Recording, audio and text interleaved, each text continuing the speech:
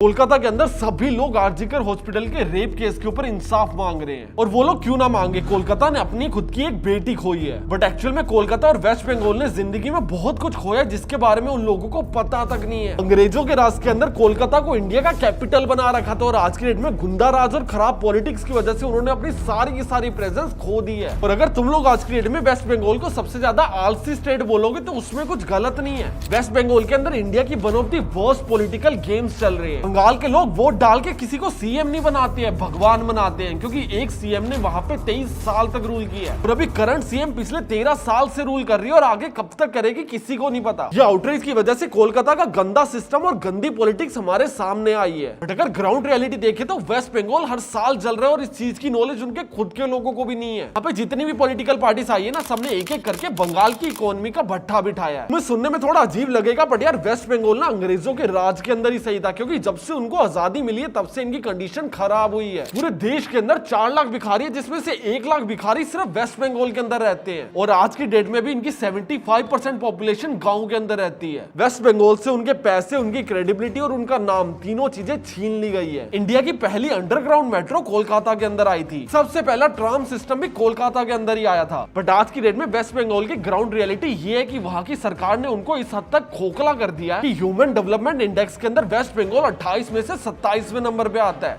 इनसे बुरा सिर्फ एक और स्टेट है और वो है बिहार। आज की डेट में इनको बिहार से कंपेयर किया जा रहा है और कहां पे कोलकाता पहले इंडिया की कैपिटल थी। और जिन लोगों को नहीं पता ये ह्यूमन डेवलपमेंट इंडेक्स होता क्या है उनके लिए बता देता हूं। कुछ पैरामीटर्स के ऊपर स्टेट का कंपैरिजन किया जाता है ये चीज देखने के लिए कि कौन सा स्टेट अच्छा परफॉर्म कर रहा है और कौन सा स्टेट बुरा परफॉर्म कर रहा है। ये निकालने के लिए 3 चीजों की एवरेज ली जाती है। पहला है एजुकेशन, दूसरा है पर कैपिटा इनकम और तीसरा है हेल्थ। विकिपीडिया के अकॉर्डिंग वेस्ट बंगाल का पर कैपिटा इनकम सिर्फ 1,40,000 रुपीज है और अगर ये नंबर कंपेयर करने के लिए तुम लोगों को गोवा का बता दूं तो वो 5,32,000 रुपए है। और दिल्ली जो आज की डेट में इंडिया की कैपिटल है, जो किसी टाइम पे कोलकाता हुआ करती थी, उनका भी पर कैपिटा इनकम 4,30,000 रुपए है। और इस पूरी वीडियो को बेटर तरीके से समझने के लिए तुम लोगों को स्टेट को एज एन कंपनी इमेजिन करना होगा, क्योंकि आपके स्टेट के अंदर कोई भी सरकार वो एट द एंड चला तो धंधा ही रही है ना। वो चाहती है कि आप बिजनेस करो और उसके बदले उनको टैक्स मिलेगा। आपकी सरकार आपको बोलती है मैन्युफैक्चरिंग करो और वो उसका सामान ले जाके बाहर बेचते हैं। आपकी सरकार आपको जाके बोलती है कि खेती करो और उसके बाद उस खेती को खरीद के आगे सेल करती है। और इस चीज का ध्यान रखती है कि एजुकेशन, हेल्थ केयर, इलेक्ट्रिसिटी और per capita income equally distribute हो पाए, जो हर स्टेट के अलग अलग प्लान्स और उनके एक्शन के ऊपर डिपेंड करता है। एट द एंड सरकार के अंदर बैठे हुए लोग हमारे स्टेट या फिर कंट्री को एज अ बिजनेस रन ही कर रहे होते हैं। और अगर तुम लोग ये बेसिक सी बात समझ चुके हो तो तुम्हें आगे की वीडियो समझने में काफी ज्यादा इजी होगा। वेस्ट बंगाल ने अपनी जिंदगी के अंदर 2 बहुत बड़ी गलतियां करी है और उसके अंदर से पहली और सबसे इंपॉर्टेंट गलती थी और वो है डिसीजन मेकिंग। इन लोगों के पॉलिटिशियंस ने हर वो गलत डिसीजन लिया जो एक्चुअल में लिया जा सकता था। इंडिया आज की डेट में सबसे ज्यादा पैसा सर्विसेज को एक्सपोर्ट करके कमाता है और हम सबको पता है कि इंडिया के अंदर सबसे ज्यादा सर्विसेज बेंगलोर एक्सपोर्ट करते हैं, क्योंकि वो एक आईटी हब है। ऐसी बिजनेस अपॉर्चुनिटी को देखते हुए अलग अलग स्टेट्स ने भी अपने आईटी हब बनाए हैं, जैसे गुड़गांव, नोएडा, मुंबई, हैदराबाद, पुणे, इन सबको भी आईटी हब्स के अंदर ट्रांसफर किया जा रहा है। बट इस सब के अंदर आज की डेट में भी रूल बेंगलोर ही कर रहा है, क्योंकि उनके पास फर्स्ट मूवर एडवांटेज थी। बट तुम्हें कैसा लगेगा जब मैं तुम्हें बताऊंगा कि फर्स्ट मूवर एडवांटेज एक्चुअल में बेंगलुरु के पास नहीं थी, बंगाल के पास थी। सबसे पहले बंगाल के सीएम के पास ऑफर आया था कोलकाता को एक आईटी हब बनाने के लिए और उस टाइम के सीएम ज्योति बासु ने उस ऑफर को मना कर दिया था, ये चीज बोलते हुए कि अगर कंप्यूटर को इंटीग्रेट किया गया तो ये जॉब्स खा जाएगा। और तुम लोगों को ये चीज सुनने में जितनी लॉजिकल आज लग रही है उतनी ही पहले भी थी। कंप्यूटर के आने से जॉब्स खत्म नहीं हुई है बल्कि शिफ्ट हुई और पहले से बहुत ज्यादा क्रिएट भी हुई है। और कोई भी लॉन्ग विजन वाले सीएम से आप ऐसी चीजें एक्सपेक्ट कर ही नहीं सकते हो, क्योंकि ये टेक्नोलॉजी तो हर डेकेड के अंदर अपग्रेड होनी ही है। अभी रिसेंट के अंदर एआई चल रही है जिसके अंदर सुनने में आ रहा है कि जॉब्स चली जाएंगी। इसका मतलब ये थोड़ी है कि इंडिया उसका अडॉप्शन बंद कर देगा। अगर कुछ जॉब्स जाने वाली है तो नई जॉब्स क्रिएट भी तो होने वाली है। और जैसे वेस्ट बंगाल के सीएम ने इस ऑफर को मना किया था, कर्नाटका के सीएम ने हाथ जोड़ के इसको एक्सेप्ट कर लिया था एंड उसका रिजल्ट तुम लोगों के सामने है, क्योंकि आज की डेट में इंडिया के अंदर जितने भी यूनिकॉर्न स्टार्टअप्स है ना, उसके अंदर 44% स्टार्टअप बेंगलुरु के हैं। वर्ल्ड के अंदर जितनी भी बड़ी कंपनीज है ना, अगर वो इंडिया के अंदर बिजनेस करने आई है तो उनके 80% मेन ऑफिस सिर्फ बेंगलोर के अंदर है। और टाइम्स ऑफ इंडिया की एक रिपोर्ट के अकॉर्डिंग बेंगलोर के अंदर 44 लाख लोग ऐसे हैं जो सिर्फ आईटी फील्ड के अंदर जॉब कर रहे हैं। और ये वाला डेटा 2021 का है, अभी तो ये नंबर काफी ज्यादा बढ़ गया होगा। और एक सरप्राइजिंग फैक्ट बताऊं, जितनी भी जॉब्स बेंगलोर प्रोड्यूस कर रहा है ना, उसके अंदर से 30% बंगाली फील कर रहे हैं। मतलब बंगाली लोग बेंगलुरु के अंदर जाके जॉब कर रहे हैं, जिसकी अपॉर्चुनिटी उनको सबसे पहले मिली थी, पर उनके सीएम ने कभी उसको क्लेम ही नहीं किया। और जो लोग आज की डेट में भी कोलकाता या फिर वेस्ट बंगाल के अंदर जॉब कर रहे हैं ना, उनका स्टार्टिंग पैकेज 8,000 रुपए है और उस 8 से 10,000 की सैलरी कमाने के लिए भी ये लोग 2-2 घंटे ट्रैवल करते हैं, 9-9 घंटा काम करते हैं और उसके बाद भी उनको कुछ पैसा नहीं मिलता। अगर वेस्ट बंगाल के अंदर आपके पास 7 से 8 साल का काम करने का एक्सपीरियंस भी है ना, तब भी आपकी एवरेज मैक्स सैलरी 45,000 रुपीज है। वहां के लोगों को इतनी कम सैलरी मिलती है क्योंकि वहां पे कोई बड़ी कंपनी है ही नहीं जो आज की डेट में उनको फीड कर सके। और इसके अंदर जितनी गलती सरकार की है ना, उससे ज्यादा गलती वहां के खुद के लोगों की है, क्योंकि वहां पे ऐसा माइंडसेट नहीं है कि भाई काम करने जाना है, पैसा कमाना है। उनका अलग ही माइंडसेट है। वहां के फैक्ट्री के वर्कर्स काम करने से ज्यादा स्ट्राइक करने के ऊपर ध्यान देते हैं और वहां की सरकार उनको सपोर्ट भी करती है, और वो भी सिर्फ इसलिए क्योंकि अगर इनके खिलाफ कुछ बोल दिया तो हो सकता है कि हमें वोट ना मिले। एज एन गवर्नमेंट और एज एन लीडर आपका ये फर्ज बनता है कि आपके स्टेट के जो भी लोग हैं, अगर वो कुछ गलत कर रहे हैं तो आप उनको जाके रोको और उनको समझाओ। मैक्सिमम लोग यूपी के अंदर पटरियों के ऊपर जाके हकते थे, तो इसका मतलब ये थोड़ी है कि यूपी सरकार ने उनकी बातों में हाँ मिला के उनके लिए स्पेशल पटरियां बनवा दी कि भैया ये नई वाली पटरियों के ऊपर हको, इसके ऊपर ट्रेन नहीं आएगी। उन्होंने टॉयलेट इंट्रोड्यूस करवाए है ना, अभी वो इंट्रोड्यूस करवाते टाइम आपको शर्म आए, आपको बुरा लगे, आपकी ईगो ट्रिगर होती रहे, आपको कहां पे हगना आपको बताया गया है। पर बंगाल की गवर्नमेंट मैक्सिमम टाइम उनकी हाँ के अंदर हाँ मिलाती रहती है और फ्रीबीज बांटने के अंदर ज्यादा ध्यान देती है, जिससे ज्यादा वोट आ सके, जिससे वो एरिया एक्चुअल में बिजनेसमैन के लिए सेफ रहा ही नहीं था। क्योंकि एक अकेला बिजनेसमैन कोई धंधा थोड़ी बना सकता है, उसको ऐसे लोग चाहिए होते जो एक्चुअल में काम करना चाहते हैं, स्किल्ड और काम कर भी रहे हैं। बट वहां के लोगों ने बिजनेसमैन के साथ बदतमीजियां करनी शुरू कर दी थी। एक बार वहां के लोगों ने आदित्य बिरला सर की गाड़ी को रोक दिया और उनको बाहर निकाला, और सिर्फ उनका मजाक बनाने के लिए और उनको नीचा दिखाने के लिए उनके सारे कपड़े फाड़ दिए और उनको अंडरगारमेंट्स के अंदर पैदल अपने घर जाने के लिए बोला। और उसके अगले ही दिन आदित्य बिरला सर ने एक फ्लाइट पकड़ी, मुंबई चले गए और अपने सारे के सारे बिजनेस को बेंगलोर से निकाल के दूसरे स्टेट्स के अंदर मूव कर लिया। इनका वर्क एनवायरनमेंट इतना खराब हो चुका था ना, ये लोग इतने आलसी बन चुके थे ना कि भैया दोपहर के 2 बजते ही सो जाते हैं। 1940s के अंदर कोलकाता इंडिया के अंदर सबसे ज्यादा जॉब्स क्रिएट कर रहा था, और वहां के अगले सिर्फ 30 सालों के अंदर वहां की मैक्सिमम फैक्ट्रीज बंद हो गई थी। सिर्फ 30 सालों के अंदर 56,000 फैक्ट्रीज को वेस्ट बंगाल से मूव करके दूसरी स्टेट्स के अंदर ले गए थे। हालत लिटरली इतनी खराब हो गई थी कि वहां पे अनएम्प्लॉयमेंट, भुखमरी अपने पीक पे पहुंच चुकी थी। और ये सारी चीजों को देखते हुए वहां के सीएम ने वेस्ट बंगाल के अंदर बिजनेस लाने की कोशिश तो डेफिनेटली की थी, बट उनके खराब ट्रैक रिकॉर्ड को देखते हुए वहां पे कोई बिजनेस करना ही नहीं चाहता था। सबको लगता था यहाँ पे पैसा लगा दिया तो पैसा मर जाएगा। स्टिल 2006 के अंदर रतन टाटा सर ने वहां पे नैनो का प्लांट लगाने का सोचा और सिर्फ 2 सालों के अंदर पूरे देश के अंदर सबसे सस्ती गाड़ी बेचने का प्लान बनाया। उस चीज के लिए उन्होंने कोलकाता गवर्नमेंट से टाई अप भी कर लिया था। फैक्ट्री बनाने के लिए 1000 एकड़ जमीन भी खरीद ली थी और उन लोगों को प्रोमिस भी कर दिया था कि 1000 लोगों को जॉब्स देंगे, और वो भी उन्हीं लोगों को जिन लोगों से उनकी जमीनों को खरीदा गया है। और इस प्रोजेक्ट के अंदर टाटा कंपनी हजारों करोड़ों रुपए लगा रही थी, बट एक्चुअल में इस प्रोजेक्ट को कभी शुरू ही नहीं होने दिया गया क्योंकि ममता बनर्जी ने वहां पे हड़ताल कर दी थी। उस टाइम पे ममता दीदी ऑपोजिशन के अंदर थी और जिन भी लोगों ने अपनी प्रॉपर्टी बेच दी थी उन लोगों को जाके भड़काया गया कि भाई तुम लोगों ने सस्ते में बेच दी। अभी वो प्रॉपर्टी सस्ते में बिक रही थी या फिर नहीं बिक रही थी, इसके बारे में मुझे कोई नॉलेज नहीं है। बस मुझे इस चीज की नॉलेज है कि नैनो आई थी वहां पे प्लांट लगाने, उसको प्लांट लगाने नहीं दिया गया। वहां पे इतने स्ट्रॉन्ग राइट्स होने लग गए थे कि टाटा सर को अपनी खरीदी हुई जमीन छोड़ के भागना पड़ा था। और जब ये सारा इंसिडेंट हो रहा था उस टाइम पे हमारे मोदी जी गुजरात के सीएम थे, तो उन्होंने रतन टाटा सर को बुलाया और बोला कि अगर आपको नैनो का प्लांट लगाना है तो हमारे गुजरात में लगा लो। और इस काम के लिए टाटा सर को सिर्फ 3 दिनों के अंदर अंदर 1100 एकड़ की जमीन अलॉट भी कर दी थी, और हर वो पॉसिबल चीज दी जा रही थी जिससे उनका बिजनेस जल्दी से जल्दी शुरू हो सके। और एट द एंड उसका बेनिफिट क्या हुआ? आज की डेट के अंदर गुजरात सिर्फ गाड़ियां बेच के 25,000 करोड़ का रेवेन्यू हर साल करता है। बंगाल ने हर उस चीज को ठुकरा दिया जो उनकी इकोनॉमी को संभाल सकता था। जो इकोनॉमी उनकी पहले संभली हुई थी उसको भी लात मार के वहां से बाहर निकाल दिया। और इस सब के अंदर जितनी गलती सरकार की थी ना, उतनी उनके लोगों की भी थी, क्योंकि उनको वर्क कल्चर के बारे में जीरो नॉलेज है। And no offence to any Bengali, but ये बंगाली लोग आलसी बहुत होते हैं। इनका ना कॉन्सेप्ट है जिसको ये भात घूम बोलते हैं। भात का मतलब होता है लंच को खाना और घूम का मतलब है सो जाना। वेस्ट बंगाल के अंदर लोगों को कितना भी काम पड़ा हो, ये लोग 2 बजे खाना पीना खा के दुकानें बंद करके सोने चले जाते हैं और सीधा शाम को उठते हैं। इनके स्टेट के अंदर मैक्सिमम आर्टिस्ट पैदा होते हैं, कोई एंटरप्रेन्योर पैदा नहीं होता, और अगर होता भी है तो इन लोगों का कल्चर उनको मार देता है। वेस्ट बंगाल का ना अपने आप में एक बहुत स्ट्रॉन्ग कल्चर है जिसके अंदर वो 4 चीजों के ऊपर बहुत ज्यादा फोकस करते हैं। जब भी उनका बच्चा पैदा होता है ना, तो उनकी उससे 4 ही एक्सपेक्टेशन होती है कि भैया या तो गा ले, या तो नाच ले, या तो बजा ले, या फिर लिख ले। अभी आप लोगों को इनमें से कोई ना कोई चीज तो फॉलो करनी ही पड़ेगी। और दूसरी तरफ इन लोगों का बिजनेस को देखने का पर्सपेक्टिव सिर्फ यही होता है कि यार ये तो बहुत रिस्की चीज है, इसके अंदर कौन ही माथा मारे। तो ये लोग एफिशिएंटली कर नहीं पाते, खुद का काम ये लोग करना नहीं चाहते। इनका कल्चर ऐसा बना हुआ है कि जो इनको पिछाड़ता जा रहा है। ये मैक्सिमम बंगाली लोग दोपहर के अंदर 2 या 3 बजे सोने चले जाते हैं, और दूसरी तरफ तुम लोग किसी गुजराती से पूछो, वो आदमी बिना सोए 3-3 दिन तक काम कर रहा होता है। गुजरातियों को ये चीज बहुत ही क्लियरली पता है कि भैया अगर इतना बड़ा धंधा बनाना है कि उसको एम्पायर बोला जा सके, तो वो बलि मांगता है। वो आपके पसंद की बलि लेगा, आपके रिश्तों की बलि लेगा, और आपकी नींद की बलि लेगा। और ये बेसिक चीजें बंगाल के लोगों को पता ही नहीं है। ये लोग हर दिन पिछड़ते जा रहे हैं और उसके बाद भी खुश है, क्योंकि ये लोग खुद को किसी से कंपेयर नहीं करते हैं। कहते हैं ना कि कंपैरिजन करना बुरी चीज है। अरे थोड़ा थोड़ा बहुत तो करो, पता तो चले कि बाकी स्टेट में चल क्या रहा है। तुम लोग एक्चुअल में इंडिया की नंबर 1 स्टेट थे और आज की डेट में सेकंड लास्ट पे आ चुके हो। आज की डेट में बंगाली ज्यादा एजुकेटेड नहीं है, वो मैक्सिमम टाइम ऐसा काम करते हैं जिसके अंदर स्किल्स की रिक्वायरमेंट कम हो। गुड़गांव, एनसीआर और दिल्ली के अंदर हर 3 में से 1 मेड बंगाली है। पूरे गुड़गांव के अंदर ना अलग अलग रीजन्स के अंदर छोटी और देसी मार्केट्स लगाई जाती है जिसके अंदर आपको बहुत सस्ता सामान मिल जाएगा और उन मार्केट्स का नाम होता है Bengali market. And I am very sorry to say but actual में ग्राउंड रियलिटी ये है कि दिल्ली के अंदर बंगाली वर्ड को एज एन स्लैंग यूज किया जाता है और बंगाल आज की डेट में यहाँ से यहाँ आ चुका है और इसके अंदर सिर्फ बंगालियों की गलती है। और ये वही बंगाल है जिसने इंडिया के सबसे ज्यादा रियल हीरोज प्रोड्यूस करे हैं। राजा राम मोहन राय, रविंद्रनाथ टैगोर, सुभाष चंद्र बोस, विवेकानंद और भी कितने सारे हीरोज हैं जो सिर्फ बंगाल ने प्रोड्यूस करे हैं। हमारे इन्हीं सुपर हीरोज ने अपना खून पसीना लगा के बंगाल को बनाया था और आज की डेट में बंगाली उस पूरी लेगेसी को खत्म कर रहे हैं। बंगालियों ने अपने सीखने पे बिल्कुल ध्यान नहीं दिया। आज की डेट में बंगाली जहां पे भी स्टैंड करते हैं उसमें सिर्फ और सिर्फ बंगालियों की गलती है। चाहे वो पॉलिटिक्स देख लो, चाहे वो वहाँ का माइंडसेट देख लो, चाहे वो वहाँ का कल्चर देख लो। आपका कल्चर बहुत प्यारा है, आपका खाना लिटरली बहुत ज्यादा टेस्टी है, आपकी लैंग्वेज वर्ल्ड की one of the sweetest language है।